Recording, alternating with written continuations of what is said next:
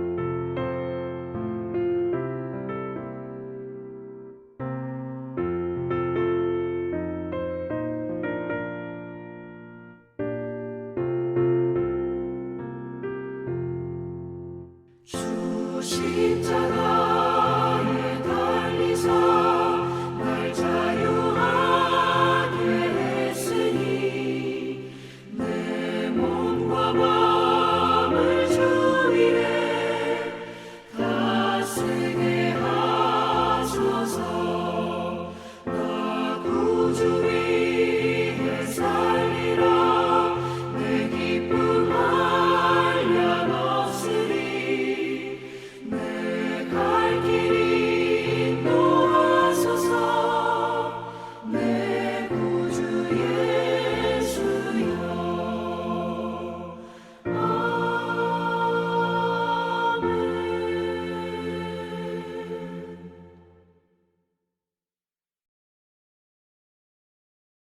아멘. 아멘. 오늘 우리에게 주시는 하나님 말씀은 사무엘상 4장 12절부터 22절 말씀입니다. 4장 12절부터 22절, 이제 3절씩 읽고 마지막 2절을 합독하여 읽겠습니다. 당일에 어떤 베냐민 사람이 진영에서 달려나와 자기의 옷을 찢고 자기의 머리에 티끌을 덮어쓰고 실로에 이른지라. 그가 이를 때에 엘리가 길 옆 자기의 의자에 앉아 기다리며 그의 마음이 하나님의 괴로 말미암아 떨릴 즈음이라. 그 사람이 성읍에 들어오며 알림에 온 성읍이 부르짖는지라. 엘리가 그 부르짖는 소리를 듣고 이르되 이 떠드는 소리는 어찌 됨이냐. 그 사람이 빨리 가서 엘리에게 말하니 그때 엘리의 나이가 98세라. 그의 눈이 어두워서 보지 못하더라. 그 사람이 엘리에게 말하되 나는 진중에서 나온 자라. 내가 오늘 진중에서 도망하여 왔나이다. 엘리가 이르되 내 아들아 일이 어떻게 되었느냐. 소식을 전하는 자가 대답하여 이르되 이스라엘이 블레셋 사람들 앞에서 도망하였고 백성 중에는 큰 살육이 있었고 당신의 두 아들 흠니와 비느하스도 죽임을 당하였고 하나님의 꾀는 빼앗겼나이다. 하나님의 괴를 말할 때에 엘리가 자기 의자에서 뒤로 넘어져 문 곁에서 목이 부러져 죽었으니 나이가 많고 비대한 까닭이라. 그가 이스라엘의 사사가 된 지 40년이었더라.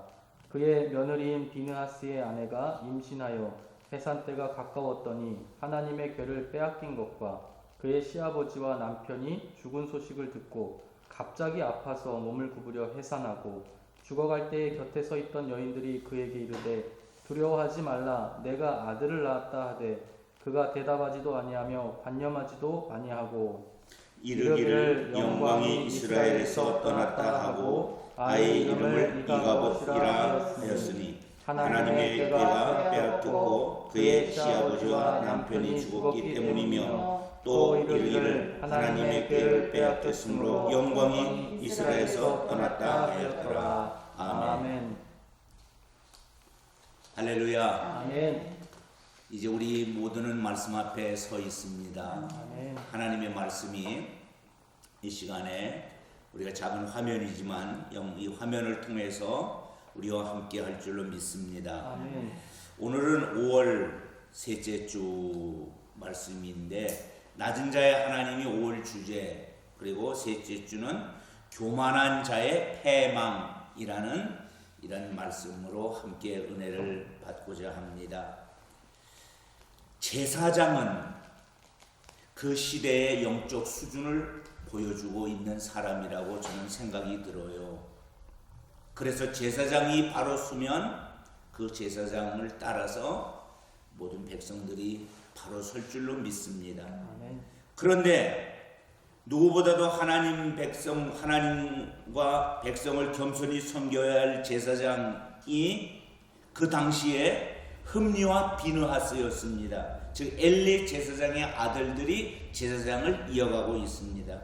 그런데 오만하게 하나님의 제사를 멸시했고 성막에서 수종드는 여인과 동침하는 죄를 저질러 버리고 말았습니다.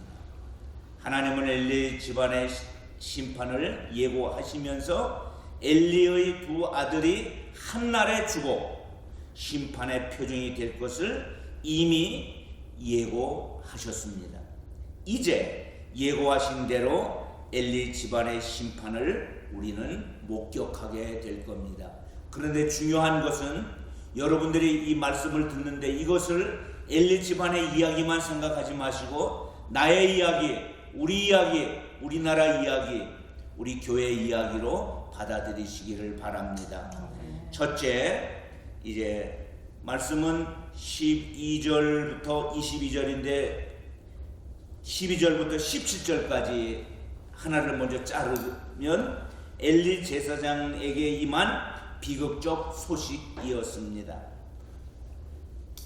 첫 번째 13절 말씀인데 엘리 제사장의 마음은 무엇 때문에 떨립니까? 떨리는 이야기가 나와 있어요. 그래서 이제 4장 13절 읽고 유혹자 사모님 답도해 주시기 바랍니다. 그가 이럴 때에는 엘리가 길 옆 자기의 의자에 앉아 기다리며 그의 마음이 하나님께로 말미암아 떨릴 쯤이라. 그 사람이 성읍에 들어오며 알림에 온 성읍이 부르짖는지라. 이스라엘 백성이 전쟁에 들고 간 하나님의 꾀에 대한 걱정 때문이었습니다. 예, 이 동시대 사람은 아니지만 뒤에 사람인 다윗은 블레셋과의 전쟁에서 골리앗 앞에서 이렇게 선언했죠. 전쟁은 여호와 손에 있다. 중요한 거예요.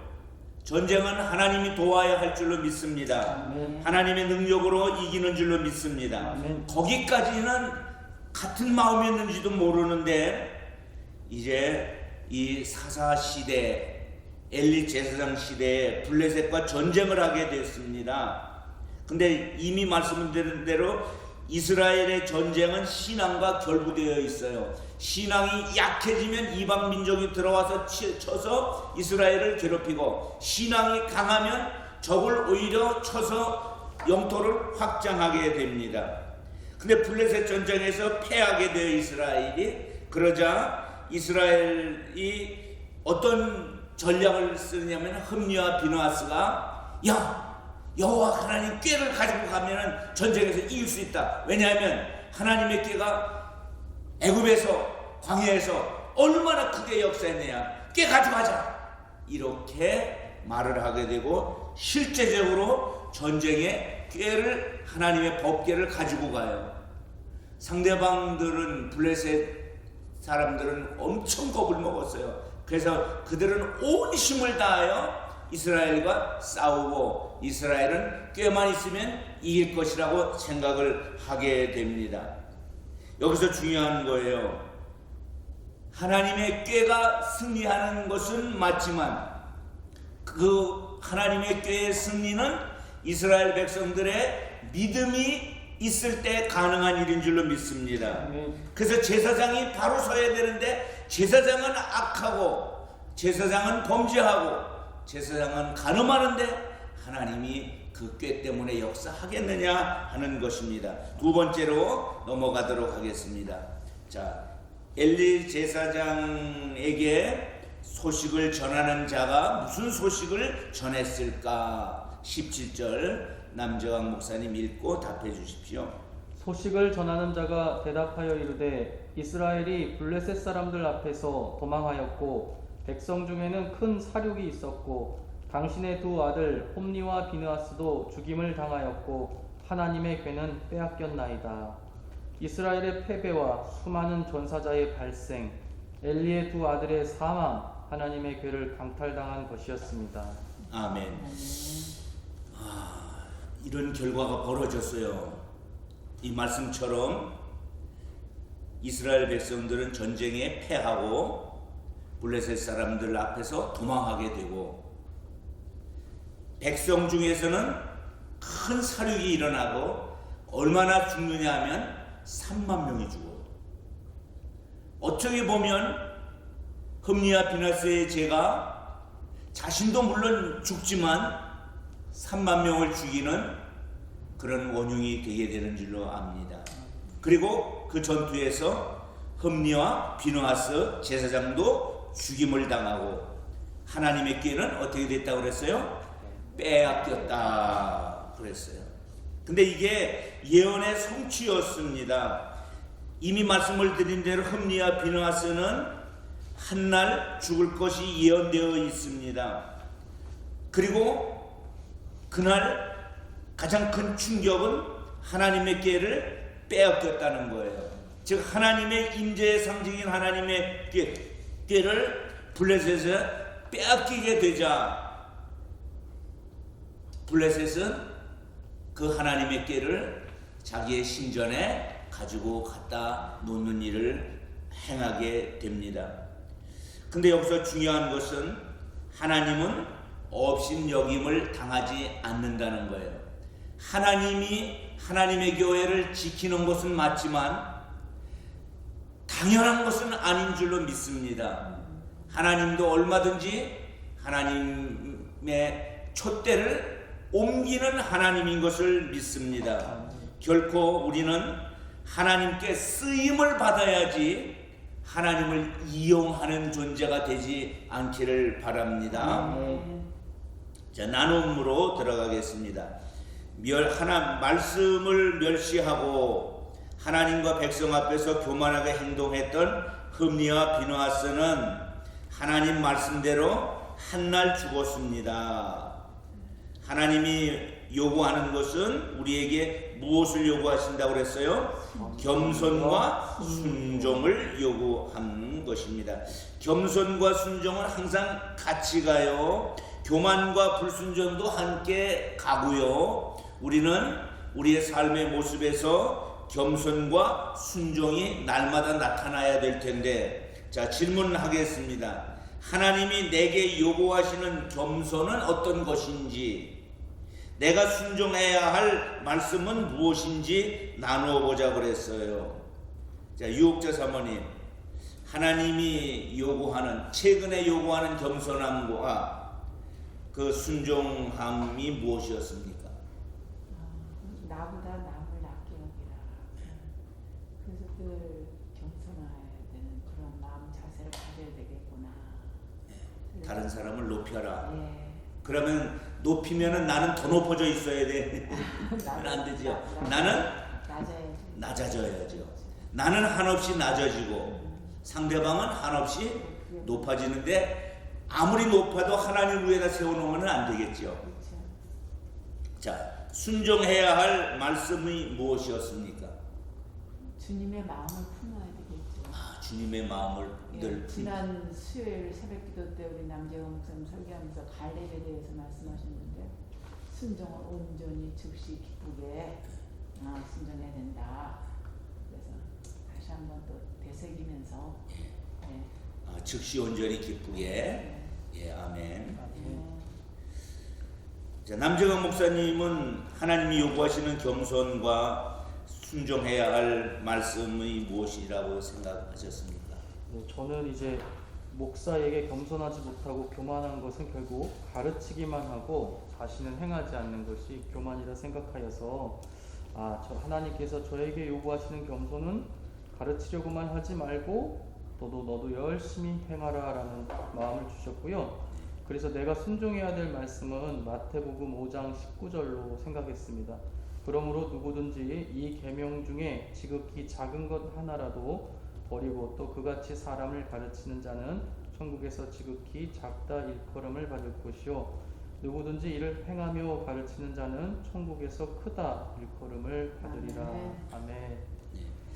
새벽기도 때 나눴었죠. 그 말씀을. 행하며 가르치는 자. 지도자의 덕목으로 중요한 말씀인 줄로 믿습니다. 자, 둘째, 큰 떨림, 법궤를 빼앗기고 그 일로 인해서 나타나는 또 현상들이 있었어요.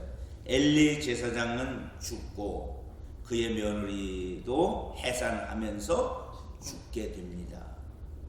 전령이 하나님의 꾀에 대해 말할 때 엘리는 어떻게 죽습니까? 4장 18절 읽고 답해 주십시오. 하나님의 꾀를 말할 때에 엘리가 자기 의자에서 뒤로 넘어져 문 곁에서 목이 부러져 죽었으니 나이가 많고 비대한 까닭이라. 그가 이스라엘의 사자가 된 지 40년이었더라. 의자에서 뒤로 넘어져 문 곁에서 목이 부러져서 죽었습니다. 여기 엘리 제사장을 보면서 그 부모에게 잘하면 땅에서 잘 되고 뭐 한다 그랬어요? 장수한다 그랬어요. 엘리 제사장은 90 몇 세에 지금 나이가 98세면은 엄청 많이 산 거잖아요. 예, 많이 산 건데, 그런데 문제는 영광을 보고 죽는 사람이 있는가 하면 영광을 가리고 죽는 사람이 있다는 거예요. 그러니까 오래 사는 게 복이 아닌 것은 법궤를 빼앗기는 것을 보고 아들 죽고 뭐 그렇게 이스라엘은 3만 명이나 죽고 그런 일들이 자기 눈앞에 벌어졌다 하는 그 삶을 마지막 삶으로 산 엘리 제사장의 슬픈 이야기인 줄로 믿습니다.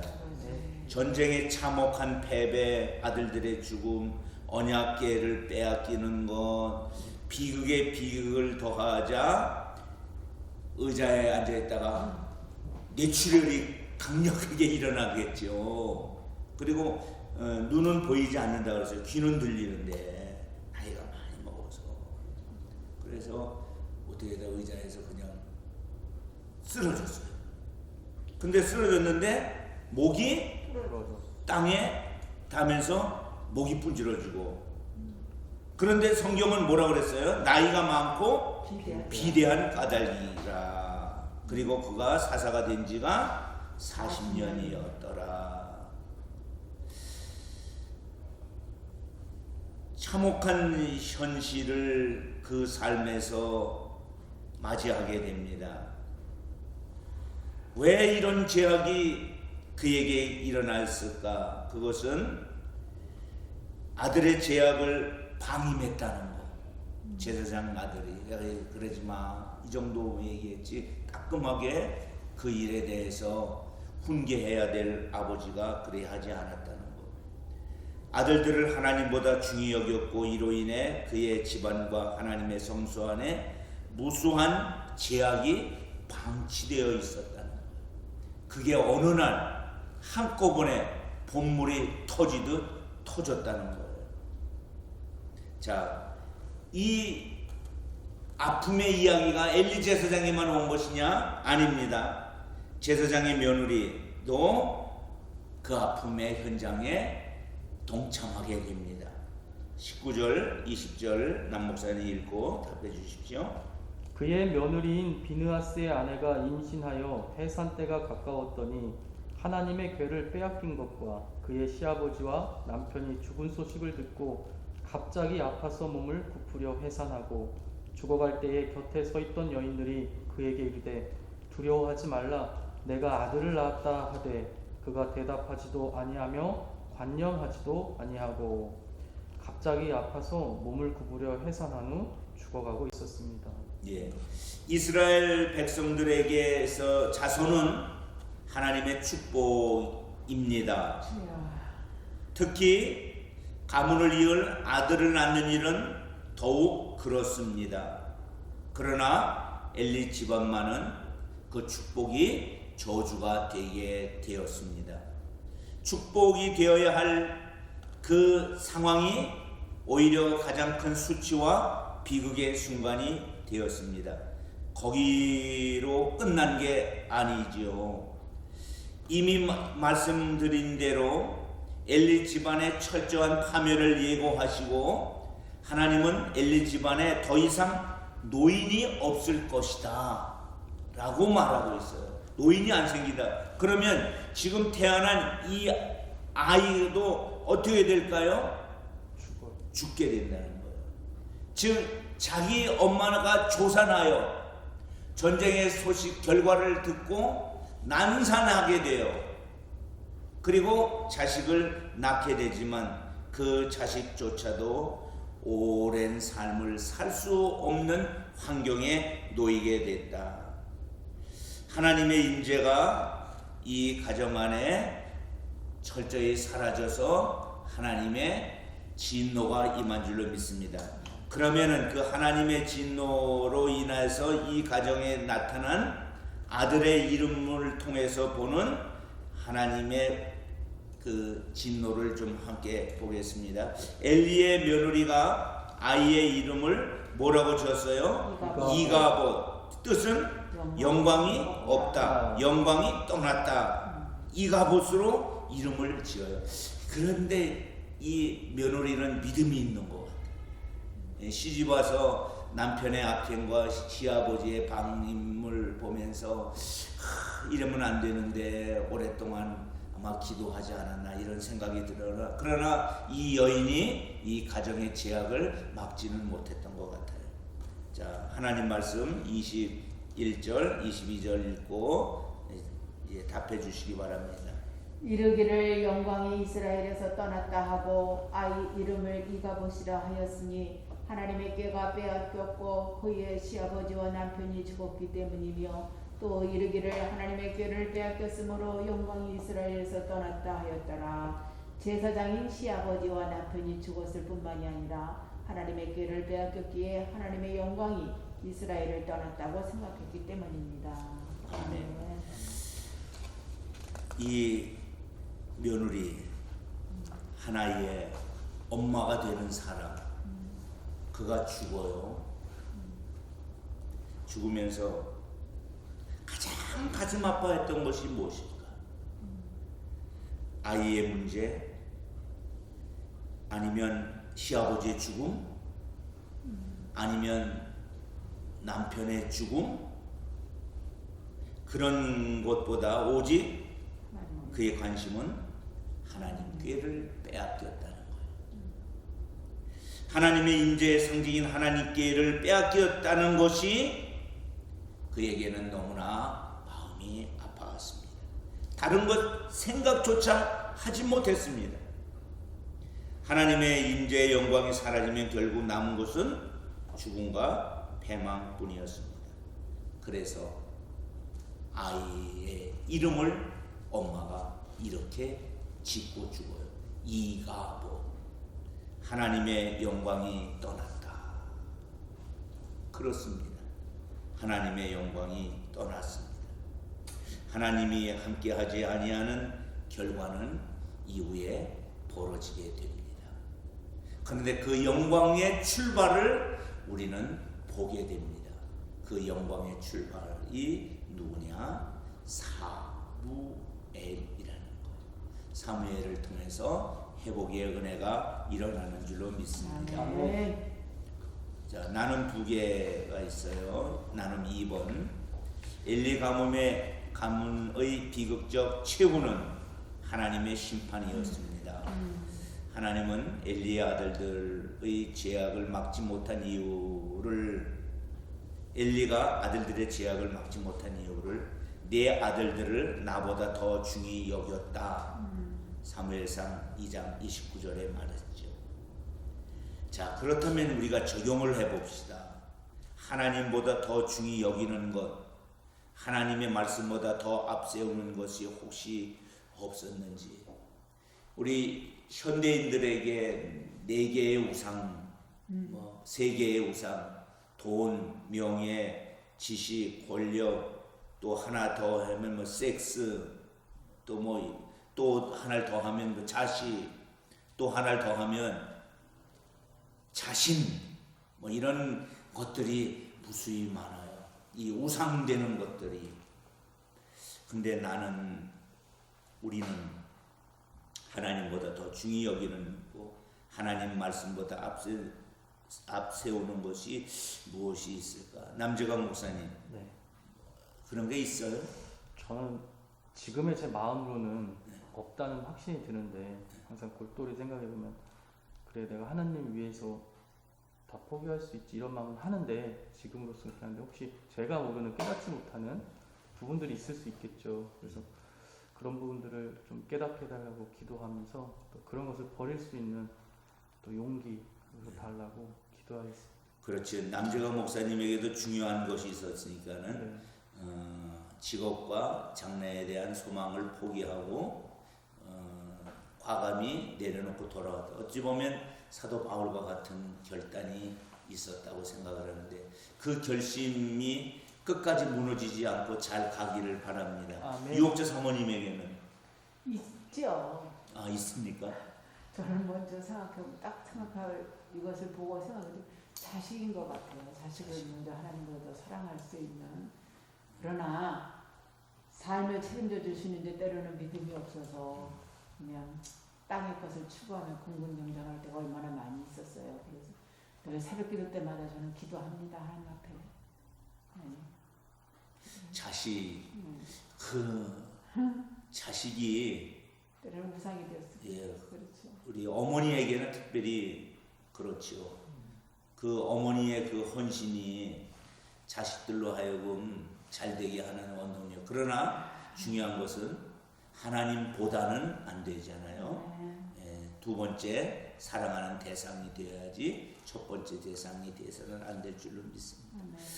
그래요.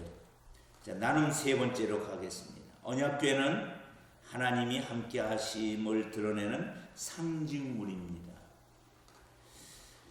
이 질문에는 그것이 없지만 자, 내게 있어서 우리가 하나 좀 질문을 제가 할게요.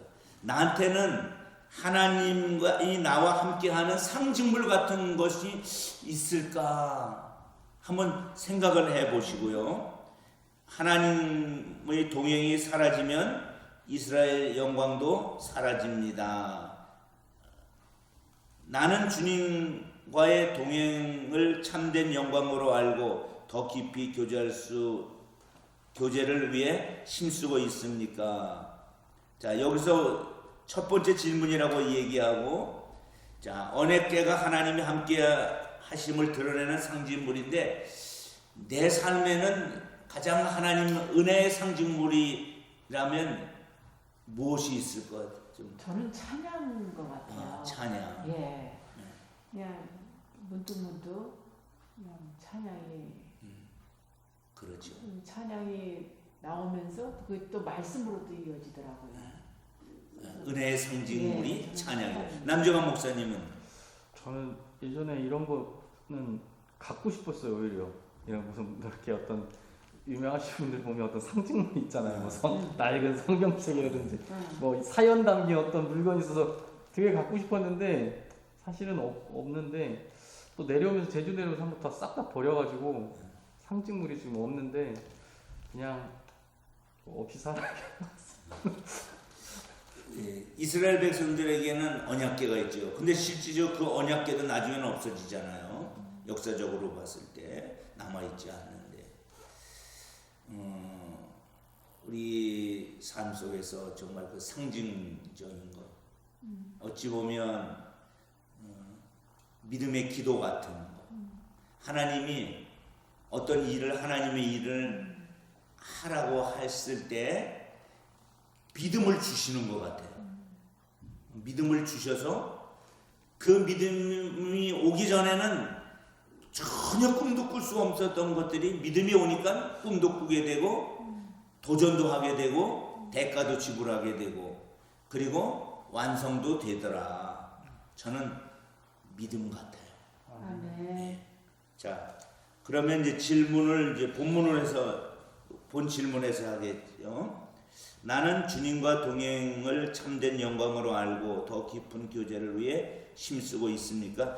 예, 아니오라고 대답을 할까요? 아니면 나눌까요? 힘쓰고 있습니다. 힘쓰고 있습니다. 예. 네. 남정환 목사님도요? 네. 예. 그럼 이제 두 번째, 주님과 긴밀한 동행을 위해 해야 할 일. 네. 남정환 목사님 먼저.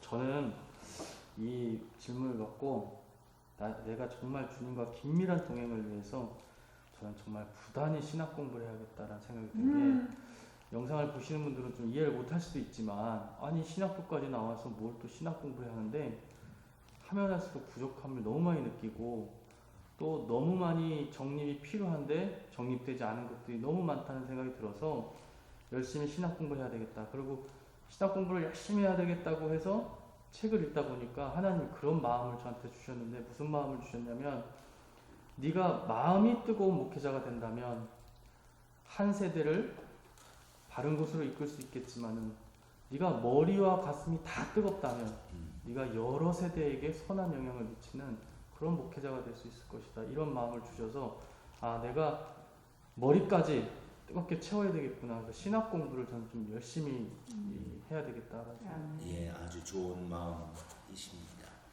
자, 유옥자 사모님. 저는 그렇습니다. 주님과 긴밀한 동행을 위해서 제가 해야 될 일은 늘 깨어서 주의 음성을 듣고 기도해야 되지 않겠는가. 깨어 기도하기. 우리 남재강 목사님 신학 공부 네. 열심히 하기. 예, 그렇습니다. 열심히 하기. 몇 가지 열정적으로. 장치를 마련했습니다. 제가 혼자 하다 보면은 자꾸 무릎을 꿇을 수 있기 때문에 몇 가지 네. 스스로 올바매는. 맞아요. 기도하기. 네. 우리 유옥자 사모님. 그래, 우리 목사들에게는 어찌 보면 평생 작업이잖아요. 그래서 근데 중요한 것은 성령의 도우심이 되게 중요해요. 아멘. 똑같은 것을 하더라도 성령의 도우심이 더 필요하고, 기도도 성령의 도우심으로 기도하고, 은혜도 성령의 도우심으로 우리가 체험하는 그런 삶이 되기를 바랍니다. 오늘은 어찌 보면 가슴 아픈 일이지만, 그러나 왜 성경이 이 부분을 우리에게 이야기하고 있을까? 흠리와 비누아스, 엘리 제사장, 며느리, 그리고 피똥이, 태어난 피똥이까지 그 한 가정의 멸문지화를 보며 우리는 어떤 자리에 올라가는 것은 최선을 다하지만 그것을 지켜내는 일은 그리 쉽지 않다는 것을 깨닫고 하나님의 은혜를 온전히 더 구하는 우리의 삶이 되기를 바랍니다. 아멘. 기도하겠습니다. 하나님, 교만한 마음을 버리고 오직 겸손한 종으로 주님을 섬기기를 소망합니다. 아멘. 한 가정, 한 사회의 멸망을 보며 마음이 아프지만 이것을 주님이 우리에게 들려주는 이유는 우리는 바로 살라는 사인인 줄로 믿습니다. 아멘. 오늘 창문을 열어놓은 우리 광림 가족들이 이 말씀을 통해서 하나님 앞에 바로 서기를 소망합니다. 아멘. 공동체를 위해서 기도합니다. 주님과 온전히 동행하는 공동체가 되기를 소망하며 아버지. 하나님의 영광으로 충만한 공동체가 되게 하옵소서. 아멘. 이제는 우리 구주 예수 그리스도의 은혜와 아버지 하나님의 극진하신 사랑과 성령님 함께 하심이 주의 자녀들 머리 위에 이제로부터 영원토록 함께 하옵기를 간절히 축원합니다. 아멘. 우리 하나님께 영광의 박수 올려드립니다. 감사합니다. 아멘.